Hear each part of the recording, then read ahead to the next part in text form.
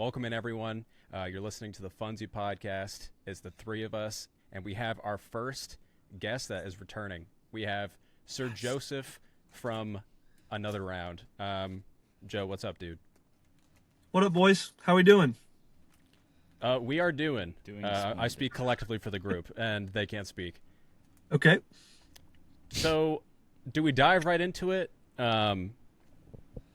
Obviously, we had you on pretty much when this podcast started.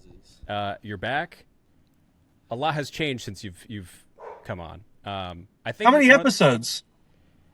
This is 45 or something like that, I think. And I think I was on in the first 5, right? Yeah, I believe so. Yeah, when we were Could be wrong.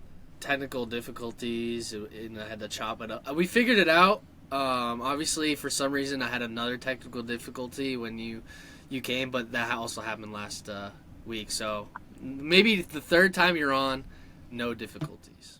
That's fine. Yeah, I don't care.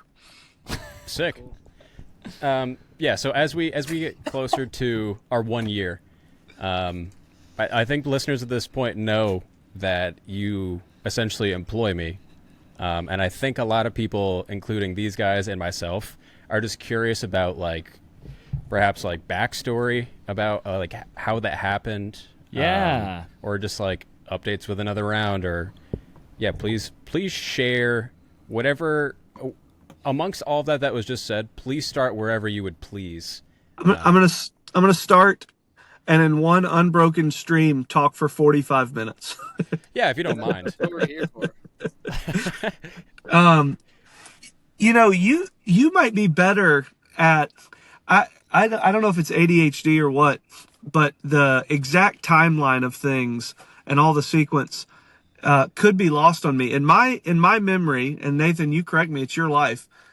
In my memory, you started posting a good bit more.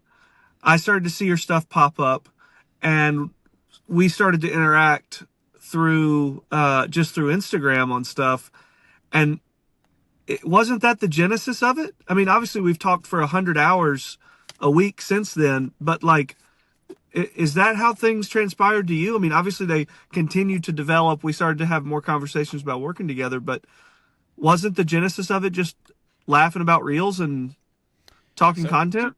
So the way that I recall it, so I used to be doing a lot of stuff through Jim and Disc Golf Bra, who is local to Connecticut, and they they did a bunch of memes and really good local content, and then poof, just fully disappeared.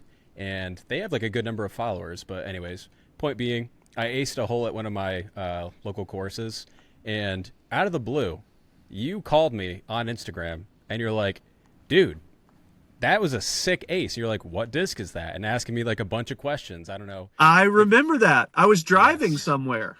Yes, as usual when Joe is talking to someone on the phone. But yeah, that was the first time that we actually interacted. Before or after the podcast? This is way before, probably, I think, yeah, right? Probably close to a year before the podcast. Maybe not quite, but yeah, but that was absolute first time. But was it a sick ace or something? Wasn't that the genesis? It was a really cool shot, and I was hyping you up for it or something? Yeah, it was. I was excited about it. I aced, so in my book, I was automatic cool shot. But yeah, I'm glad that you liked it enough to call me out of the blue. That automatically spoke to your personality. Me just being a dude that's yeah, I just put out random videos on Instagram and I try to post consistently. And you're like, I'm gonna reach out, and that's what started it. At least the very first time that we interacted. That's sort of who I am as a person. I've got the previous generations boomer thing with I just even texting. I just want to call people. I have an official stance that I'm really getting close to implementing, which is I just don't I exist as though email doesn't exist. I just think it's the dumbest form of communication, and text is getting close to that. It's just let's just talk. There's stuff that can happen in a 15-minute phone call that would take 100 texts, and I don't know. So yeah, that doesn't. I'm remembering that now, and have not thought about that since probably the time that I did it. That's so funny. Do you feel you interacting? Sorry, Josh, real quick. Do you feel that means of you interacting is helped you with a lot of your relations and, I mean, we'll call it successes along the way with another round and like growing the brand? Maybe. Yeah. I mean, all of this stuff is really personal to me, and I'm putting my whole self in it. You know, it's not like a divided thing where this is just some sort of buttoned up business thing. And so, yeah, I mean, I not as a means of, you know, greasing the wheel or something, but in a very real sense, I want to have actual personal relationships with the people that we're doing business with. And I don't want to do business with people that suck. And so, you know, that's one of the reasons why you see us do so much stuff with Discraft, is because we just have really, really good rapport, and they are a good company to work with, and they consistently over and over again do the right thing. And that even behind the scenes with stuff that nobody sees is doing stuff that's like for the future of disc golf and not just with profits in mind. And so, not that this is some sort of a, you know, 3D chess marketing thing for Discraft, but things like that are birthed out of, you know, relational things. Mm-hmm. No, absolutely. Josh, hit that man with that question. Well, I was just gonna talk about the phone call thing. I love phone calls, and I'm the same way. The only issue for me is that when I call someone, it's going to be an hour phone call if it's someone I like. So, like, I have to text sometimes, because if I don't text it, then if I call them and ask them the question, we're going to be on the phone for an hour and a half, and I don't have that kind of time all the time. So, yeah. I support your stance. I can't enforce it in entirety. I have no self-control. I'll just chat with whoever for literally hours.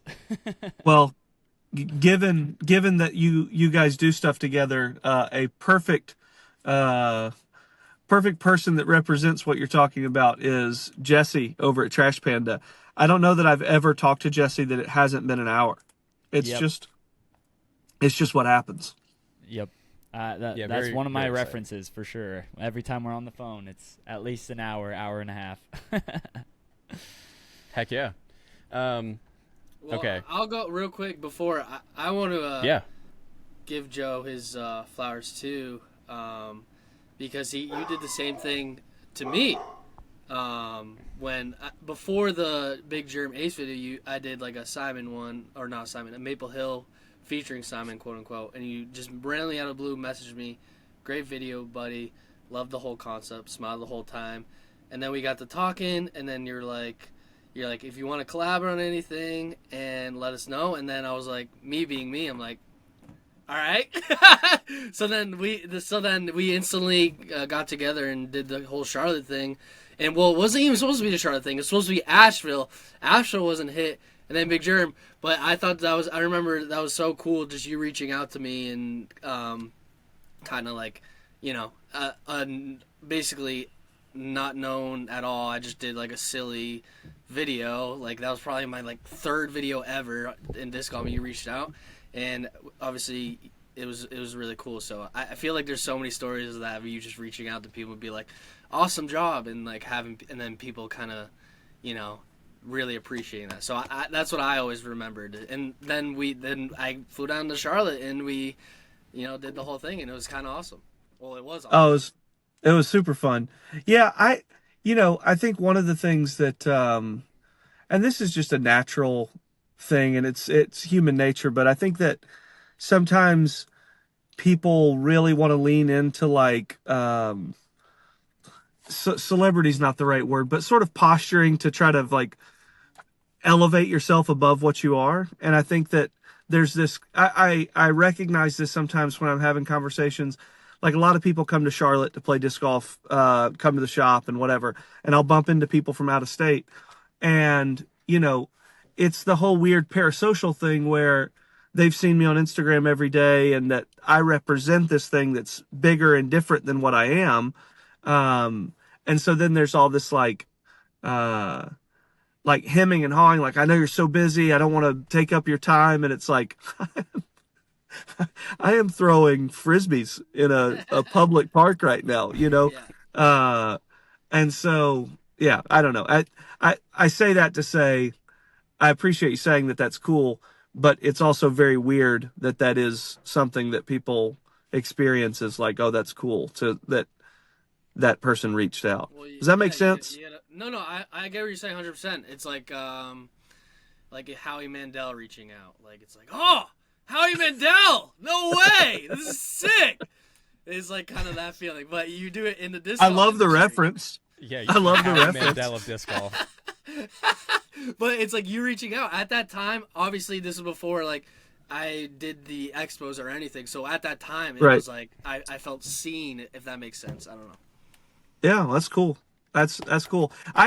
Yeah, big love, brother. But I think one of the things is just noticing people that are doing cool stuff early on. Like Josh, even before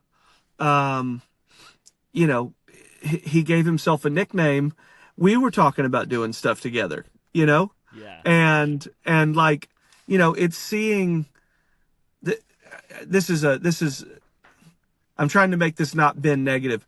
I don't recognize people that are like super sharp and doing cool things in disc golf or that are forward thinking a lot. And so when I do see somebody that's like, oh, this person gets it or aligns with kind of what we're going for as a brand or something, I want to be in cahoots with those people, whether it's in some official way like Sajko or just in like, distant, hey, homies kind of thing, like, with Josh, or in, one-off things like we do with Ben. So. Heck yeah. Dude, I mean, I'm not going to lie, for the first, I've talked about it on here a little bit. The first time that I signed into the Another Round account, it was an ordeal to like get multiple people signed into the account. I do recall that. It really was. I felt like I wanted to throw up the moment that I signed in because that's two of us. I saw the I saw the numbers and I was like, I'm about to screw up this entire man's legacy. And I think for a long time I felt like imposter syndrome, just being someone that's not, like I've talked about on here before. When we first introduced ourselves on this podcast, everyone talked about their accolades, and I was like, I make videos and upload them regularly to Instagram. That's pretty cool. Right. So that's why I was like, why? Like, why me? Or like whatever. I mean, maybe sometimes I still think that, but at this point I am much more comfortable and feel like we can just joke about delinquent humor and all that good stuff and have open conversations that are constructive. Well, Nathan, you've obviously been to Charlotte and like have seen like all the behind the scenes stuff and what Another Round actually is and the people that really make up. It's a small team, and so one of the things that is so important to me is like, even if somebody's like green or is not fully polished or whatever, for me, like, do I want to spend a lot of time in my life talking to this person? Like, do I want to interact, and not just do I trust them to be capable to do what we're talking about doing, but like, are you a good hang? And there's a lot of people over the years that have reached out that it's like, I think you probably are good and capable and maybe even better than other people that we've hired or whatever. But I couldn't imagine having to talk to you more than one time a year. And so, as you know, Nathan, like, it, and Ben, I mean, you guys all see it. This is real life. I'm in my car because my kids are inside on a snow day, and my life is kind of chaotic. And like, if I'm going to be working with somebody, it's going to press against the edges and like pressure test the thing of, hey, sorry, I promise I'm going to have this to you at some point. And so I need to know that, like, in real life, the person that I'm dealing with is not going to be, medically unchill. And so, yeah, anyway, it's a long way of just saying I like to make sure that I vibe with somebody. Yeah. Well, I appreciate that. I think that's a very good way to approach it, because I feel like so many people don't view their lives as the experiences they're having. They more so view it as money and like what can they accomplish, and like they completely forget that, okay, you may be working 70 hours a week, but like, what, did you enjoy that 70 hours, or was it just like meaningless to you at the end of the day? Like essentially what you're saying is you enjoy your home life, but you also enjoy the people you're working with. So there's not a ton of time that you're, stressed out or not enjoying your life. And I feel like so many people miss out on that. So I think that's such a good mindset to have, and hold on to. So it's definitely the goal. It doesn't mean that every day I'm like clicking my heels, walking out the door, excited about, whatever. It's, and I say that mainly just to say, because I think I listen to a lot of these, podcasts with people that are doing cool stuff, and sometimes the like just reality of what it's like kind of gets glossed over. It's a really challenging industry to be in. I'm not one that's in the like sky is falling camp. Disc golf is going anywhere. I think all the player contracts and stuff are just it's things being sorted into the way that they needed to be before, and kind of reflect more what the player's value is as it stands now. But it is a challenging industry to be in general, and it's a small business, and with the pace and rate at which we're growing, it's it's unavoidably stressful. But to your point, Josh, it's like I'm always coming at it from the angle of, to what end? Like, to what end is all of this toil and labor? Not to sound like Proverbs, but like it for sure, you've got to keep in mind, like for me, one of the organizing things, like the overarching things for me in disc golf is like, disc golf really means something to me personally. Like, I tweaked my ankle a couple of weeks ago, had like 3 days that I thought I was going to be like, I really thought I'd done something to my Achilles or something, just where the pain was at. And I was freaked out, and I was like, man, I talk all of this crap about being annoyed with having to film content, but I still really love disc golf, and the idea of not being able to play it really sucked mentally for a couple of days. And of course it was just me catastrophizing something. It wasn't that big of a deal. But the overarching umbrella thing for this is disc golf is like a really good thing for people, and like sharing it, building it, growing it, making more disc golfers, creating environments where disc golfers feel known and seen, and they can, have community together. That's a net positive in the world for me. And so if I keep that as like the central focal point, not just, I want to build a Frisbee empire, and because we've had cash out options during all of this where we could have sold, and we could have, I could not be in a Hyundai right now. I could, have bought a big house and do all the stuff. But for me, I don't give a crap about any of that stuff. I don't need to triple my income and and try to posture as some sort of a rich guru guy. For me, I really want to grow disc golf big picture, and I want to share it with more people. And so if I can keep that in mind as like a motivating, the engine behind all of this, then it helps me contextualize the days that I want to just slam. Like, I had a call this morning with a super intense, nerdy, weird, are we going to use a different payment processing thing? And those calls, you just want to like bash your head through a window, because it's not at all what I care about, but it's so important. But if I can keep the engine, the thing, it'll all sort of sort itself out. Joe, I want to kind of talk about time management, because I imagine as another round has gone on, your roles change. During COVID, you had put in all this time for, last time you used the term Frisbee boy, that you would be constantly doing content. How are you balancing all these different roles? And how's the transition been, and where are you looking to go with it? I feel very much in flux, which, if you ask my wife this question, she would probably answer it a little sharper than I am. There's too many. I'm wearing too many hats right now, and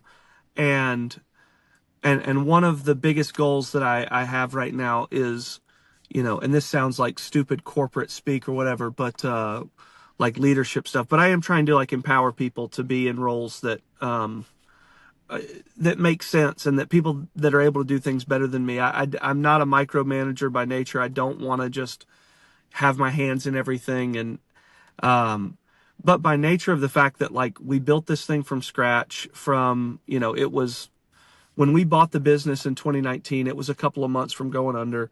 And,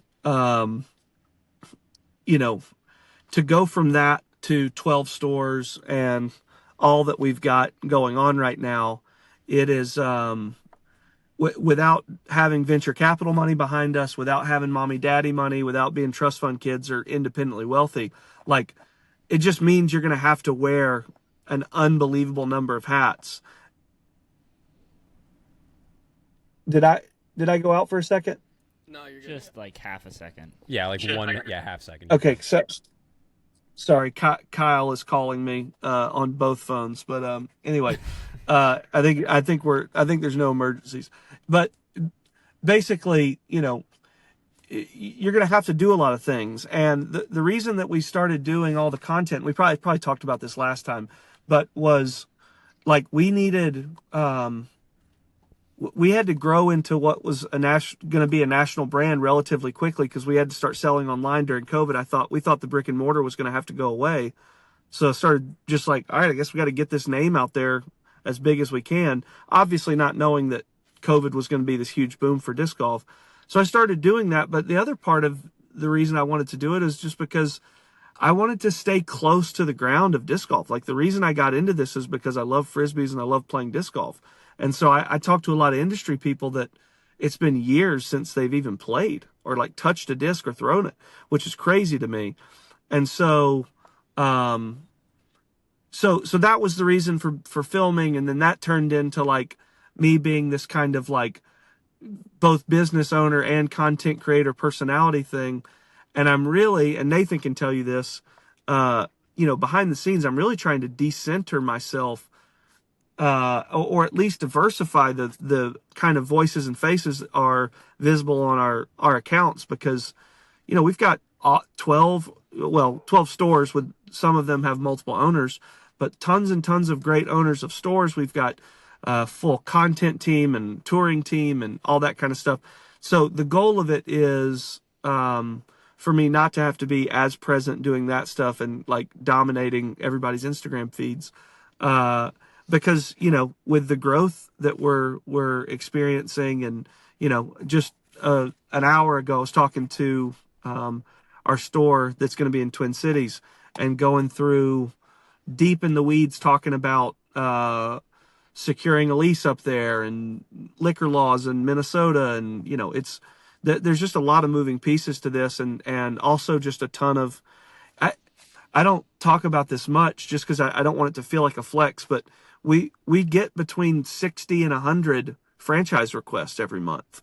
So like we are having to like really manage the growth of this thing, because it could be fast, unsustainable growth, but we're trying to do the thing well, and managing all of that from, the seat that I'm in is, it's a lot. So the answer, that's a super long-winded way of saying, answering your initial question, which is I'm figuring that out, how to be, a CEO and be an owner of business, and also be de facto Frisbee boy and all of that.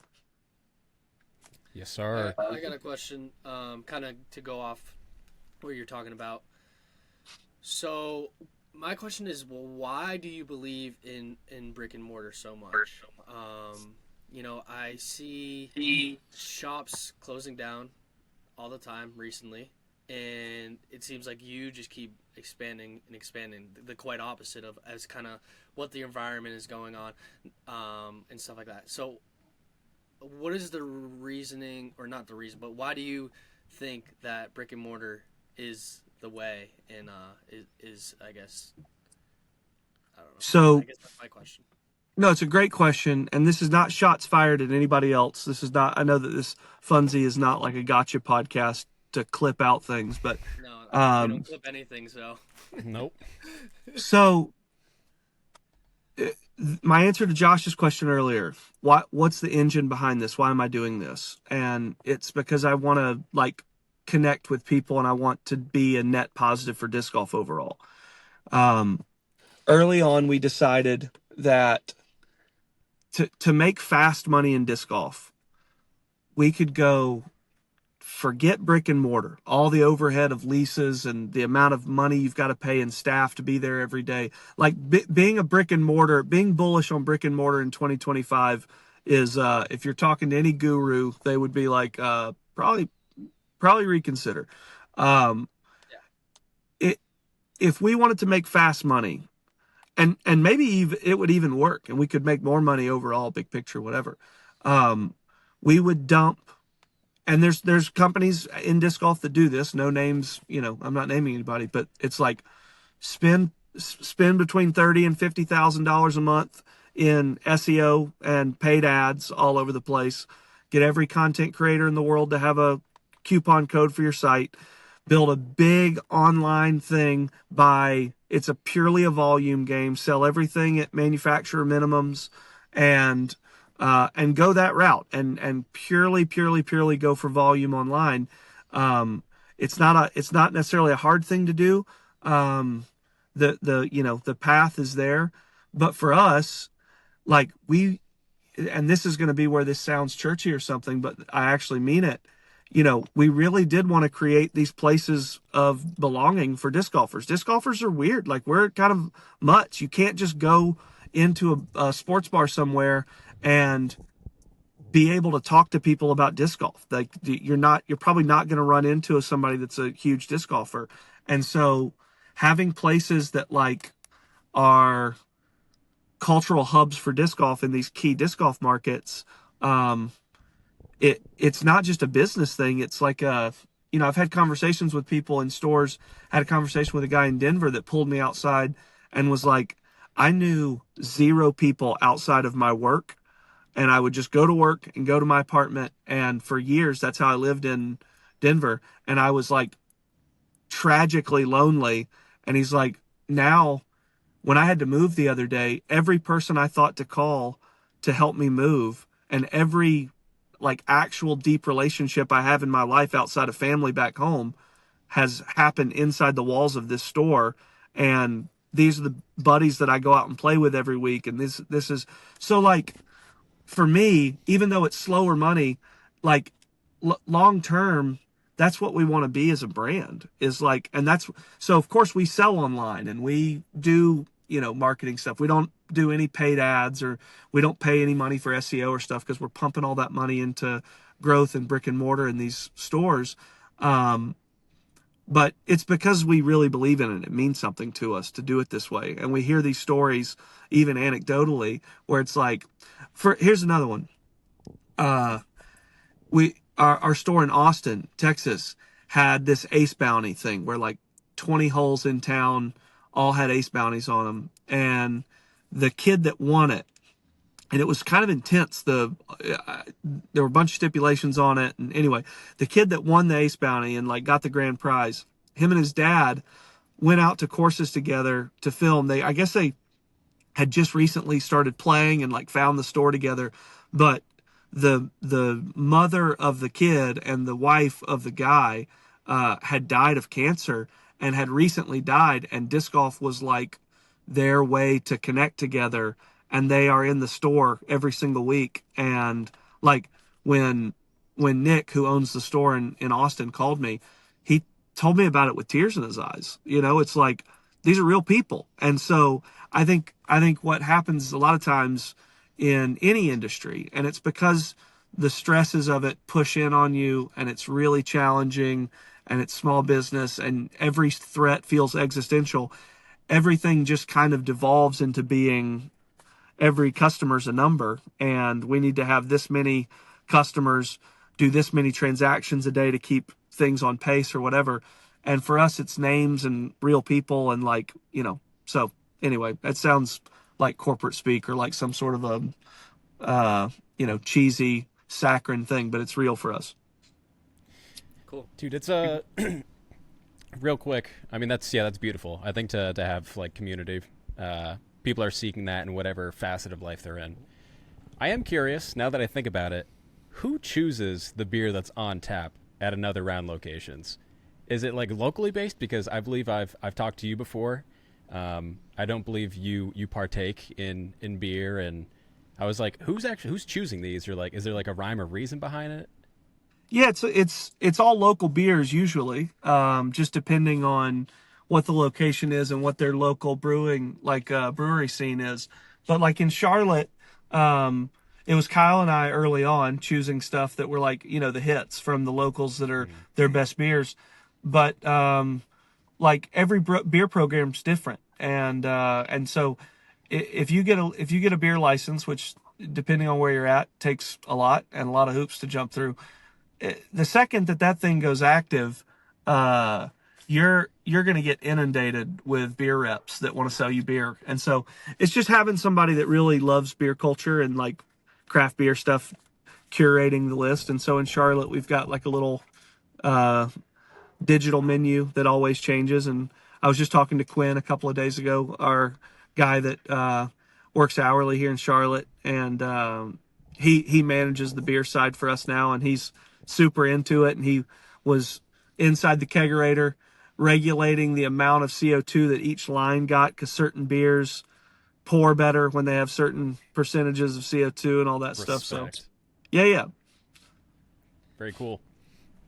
Do you boys have some? I mean, I have like a couple, but of course, if you guys have any, please. I feel like I've been yapping this whole time. Can I ask you guys a couple of questions? Sure. Like, I guess. Shoot. Because my assumption is that there's going to be some percentage, based on what Instagram comments are like, that there's going to be some percentage of people watching this that are like, for the love of God, make him stop talking. We're interviewing you. I feel like they'll click on it. I don't care. I want to know, Ben. Nobody in disc golf was doing expos, and you and your dad did a ton of them, right? For fishing expos and stuff. Yeah, my dad just did it all our lives. For like 10 years, he left his corporate job to start a fishing expo, and that was kind of how our family made money. So cool. So to go from, and I say this lovingly because you know that I actually love you in real life. Yes. You are not like, if I get on a cold call with you, you are not like typical corporate, like this guy, he knows what the heck is up. Like you're young, but you acknowledge that. Is it kind of crazy to you that you just decided to start something in your hometown, and that now like the Pro Tour sent out an email about it today and is promoting an event that you just came up with, and you're like, I don't know, we'll just call it Disc Golf Expos. So I had a moment of reflection the other day. After post Disc East, obviously Disc South hasn't happened yet. So if you're in Dallas area, come on down if you want to meet Joe. He'll be there.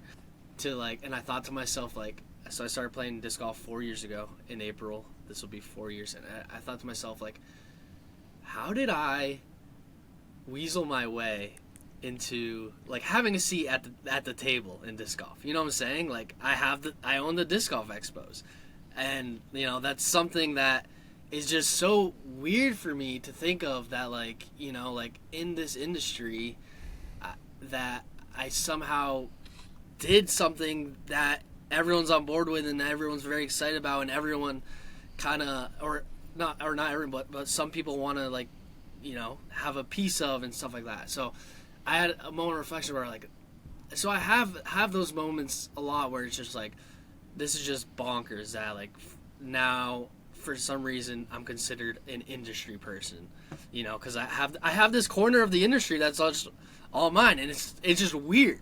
It's weird to think about. And like you were saying, yeah, 100%. Like I'm self-aware. I'm still very young. I'm not the most I'm not a marketing guru. I just do how I run these expos is just off of my heart and my ideas, and it's no, I love it. kind of just, It was not some sort of passive aggressive roast. I think it's endearing, and I think it actually ends up being a net positive because it's more relatable and more believable. There's a lot of people, not a ton of people in disc golf, but there are people in disc golf that try to button things up and, send you calendar invites for 7 months from now when you can schedule time with them. That's not relatable at all. And so I think the people that are like you are the people that are making things happen. And, the whole fake it till you make it thing, I think sometimes that's true, but also it's like nobody knows what the heck they're doing, and people just I don't know what I was doing. Figure it out. Just did it. Yeah, that's exactly my point. I guess I should say that. That's exactly what I'm trying to say. It's just like I just don't really ever know what I'm doing now that I've had 3 years of the expo. But it's just let me take you down a time frame. I had Disc East last year. I was like, I want to expand. Okay, let's just fly to Dallas. And I started Googling hotel convention centers, met up with one, and I said, yeah, let's just do it. I just did it. I don't know why. I don't know why I'm even in Dallas. Obviously, there are reasons, like the community here is awesome. Don't tell anything that you don't want to tell, but a pretty substantial down payment to get that reserved at the hotel. Yeah. Don't undersell that part of it. It's like expensive as crap. Yes, it's expensive. People don't realize the marketing, the pipe and drape, the hotel. There's a lot of behind the scenes things where it's a huge swing. It's a huge swing to take. That's what I'm saying, and I know the reasons I came here, the community, the pro tours about to be here in March. I'm staying at Hooligan Disc Warehouse, so I have friends down here, and that's the real reason. But the fact that I just sent it with no real research, I guess I don't really know. It's just but that's how I've always operated. It's just you just got to try it, you got to believe, and then hope all goes well. And it's shaping up really well. Disc South, ticket sales are going well. I have some of the biggest manufacturers in the world. We have the same amount of vendors at Disc South currently that we had at Disc East, which is bonkers. That rules. And so you want to know one of my favorite memories in disc golf? Tell me. If I'm not combining three memories together, I think it was at Disc East last year in the room when we were doing the panel. I don't remember what the panel was about or whatever, but your parents were in the room, which is funny that you had me in the creator panel, but you're gonna do it yourself too, so don't you worry. Love it. Frisbee boy reporting for duty. We were in that room, your parents were in there, and they both it's a special moment to me because I'm a parent and because it was just precious. But they had tears in their eyes when they were talking about how proud they were of you. Do you remember that? I wasn't there. I know they did that. I still haven't even. I have to go look back. Oh, really? I don't even know the words they said because I was. It was really, really sweet. They were gushing about it, not in a patronizing way, but just in a very actually legitimately proud of their son kind of a way. It was really sweet. Yeah, they're awesome. Obviously, they've been my support in my rock, and the reason I'm in an RV that I bought in Dallas, Texas for a convention that I'm out to run. It's just so random the life I live. But wait, you own an RV now? I'm in it right now. Yeah.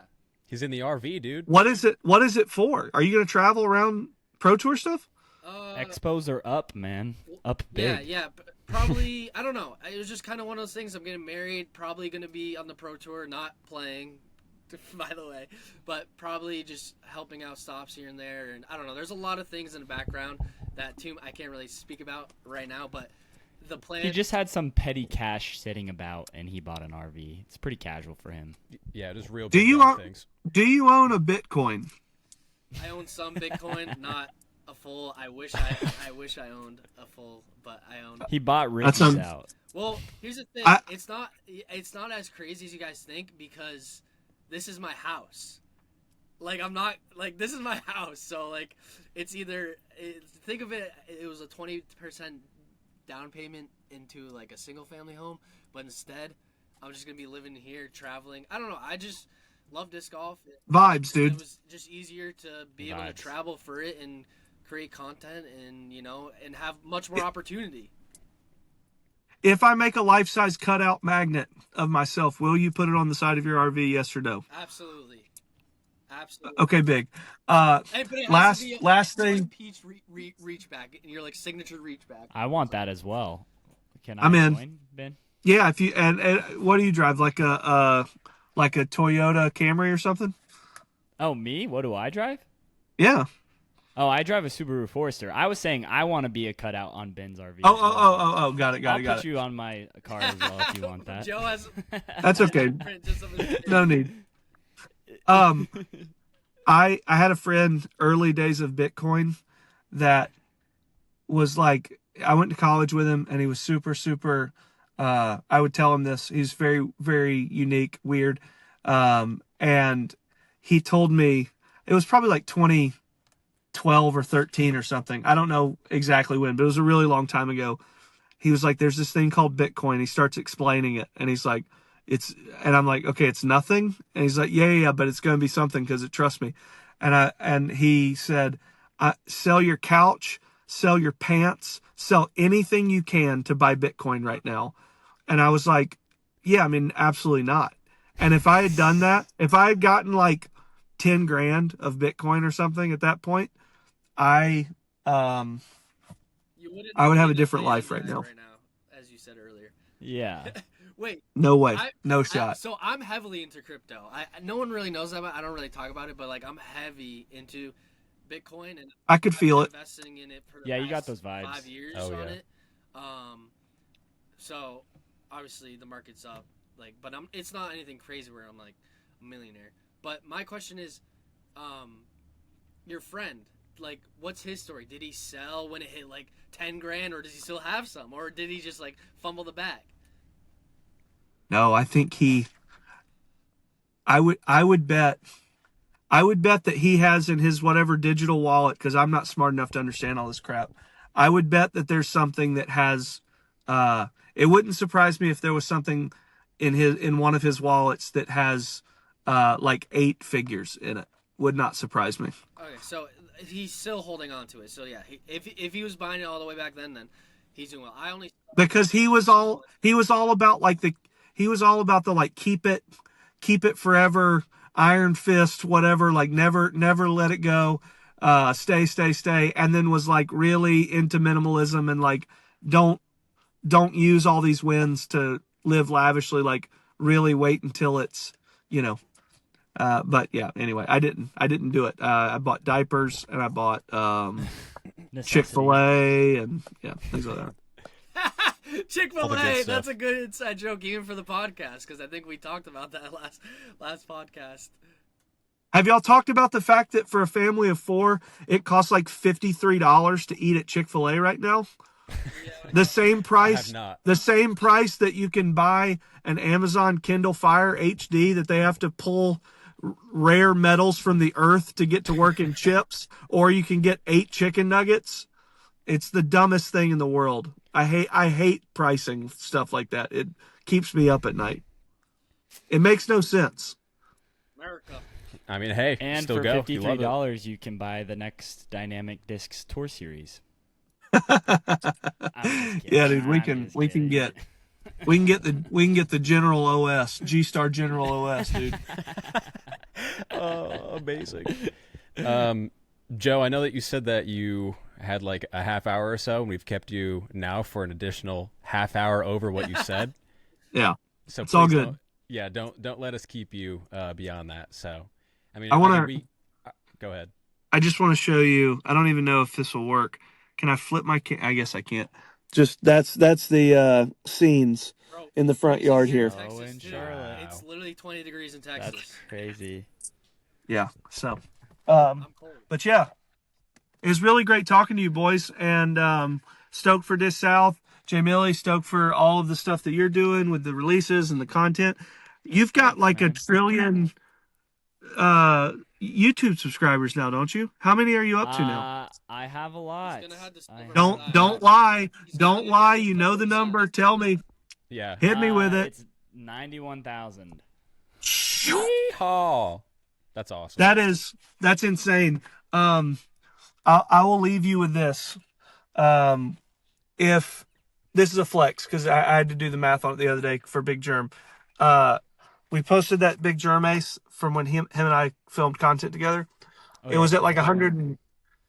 Yeah, it's like at 190,000 views or something. 195 or something. Where do you think that ranks all time in MVP's reel library that they've ever posted? Well, I did the math for Germ because, yeah. I was gonna say, just based on the fact that you're asking this question, I would guess it's gotta be like number 1 or 2 or something. Okay, like maybe Simon edges out in first or something like that. Yeah, you guys are nailing it. Simon's announcement video when he broke the internet with it had 205, so he's like just over 10,000 more at the time of the last time I checked.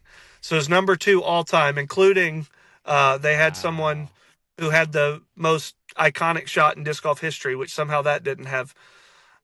True. What the heck? And then I want this is props. This is props for Nathan and not for another round flex. That reel that we posted, that ranks number 2 for them lifetime of the account. It ranked number 6 for us, I think, in the last 7 days. and one of which Simon's reel would have to be multiplied by 15 to reach what the number 1 was in the last 7 days, which I think was just the one Nathan posted of me throwing from the couch in Asheville, which is so stupid. So bravo, Nathan. Crazy. Big ups to Sajko, brother. Bro, Nathan's let's the go. goat. Yeah, last I saw, I mean, like 3 days in, it was at like 3 million views or something like that. It's so stupid. Yeah, something ridiculous. The algorithm's hot. 2 million views. That's crazy. Dude, but you were nailing those shots. I was actually impressed. Yeah, it was very one of those impressive. things where it was like, It was very impressive. I enjoyed it. I enjoyed doing that. I enjoy hanging out in all the stores. It's super fun. But boys, this was awesome. Thanks for the invite. I'll come back for number 3 at any point. You guys let me know. well, Cool. How about Sweet, tomorrow? man. We'd love to doing have you on. Funsie live at Disc South. So I'll make a cameo and I'll hold the microphones for you or something. Perfect. maybe we should do that. All Just right, yeah, don't let us interview a keep you bunch of anymore. people. Yeah, thank you, Joe. Appreciate it. All right, boys. See ya. Yeah, enjoy later. Oh wait, oh man, We're doing Funsie live? yeah. Is this new? No. Ben just told us, a few days ago. I thought we A literally couple talked days about ago? this like so many times on this podcast. Well, Wait, we he talked told about us? doing it, but it was never like a confirmed thing. It's happening. You told us we were doing this? Yeah. I think in a text, right? podcast. Am I making it up? And here on the text, yeah. What? But yeah, here. I must have missed it. Now listeners and viewers know that we are going to be doing Funsie live at Disc South. Very excited to be in front of who knows how many people, but just to be in front of any people doing a podcast. Going to be very bizarre, but excited to just see what happens. We'll plan some stuff behind the scenes and make a good show for everyone. Yeah. It's going to be awesome. Disc South. Come. Please. Boy, yeah, coming up really quick. Yeah, it's like 10 do we want days. to talk about? I know. Do we want to talk about anything else? Or we want to wrap this up for this week. Yeah, I don't Dude, sorry. I don't have Continue. much else to talk about other than a couple of Disc South. March 1st and 2nd. Jay Mealy will be there. That's all you need to know. It's going to be the best time ever. And special guest coming. Maybe, yeah, I think I can announce this now. A Funsie exclusive. Brody Smith will be at Disc South. So. Wow. This is news to me. It's news That's cool though, but that makes sense, right? I mean, he's from that area. Yeah, I'm getting so much news on this podcast. Yes. And Joe will be there, and Sajko. Wow, everyone on this podcast is today. So A lot of it. I mean, Disc East was awesome. Don't get me wrong. It sounds like there will be even more like creators and entities in disc golf at Disc South. So Well, hyped to check it Bodanza, out. Broderick. yeah, all the creators are I've gotten a bunch of DMs. Robbie C will be there. I mean, there will be like cool local brands, like Meridian, Mint that weren't at Disc East. So hype is immaculate currently. Were you saying Mill? I may be cameoing in some videos, apparently. That also, was my goal. I wanted this to be the creator summit. I can't think of a creator that we don't have there that's like in the top of disc golf creators. Simon? That's not a pro. I meant specifically. I can't even think of it. Cause we got Broad, we got Bodanza, we got J Mill, we got Jesse, Robbie, Foundation. Those are the top. Can't wait. So. I'm really excited, but I'm also, now that I know that Funsie Live is happening and all of this other stuff, I'm gonna have quite the packed weekend. I'm gonna have a lot to do. But please Not a bad come say problem. hi.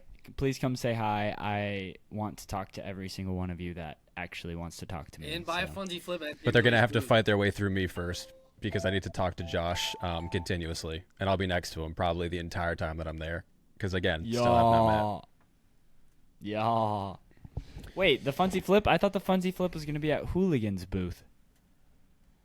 Oh wait. Is it? Wait, did I say no? Oh wait. No, That was gonna be Ben with you, said Josh. something.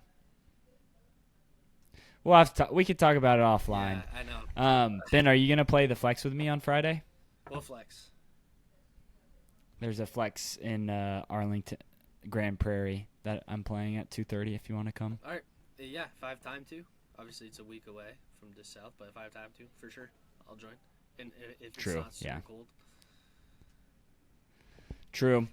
I might film my first casual round and post it to my second channel. I've been thinking about that, so. Okay, yeah. We'll see. I'll definitely see if I can make it. So if anyone's hearing this, don't take my spot at 2:30. Thank you. Sick. Yeah, I guess I'm exposing this to the world. Everyone's gonna swarm us at Turner Park at 2:30. All 10 of our listeners. What? Yeah, if you guys have made it past Joe leaving, we appreciate you listening to the end of the pod and sticking around. Like we said before, closing in on 1 year of Funsie, which is wild.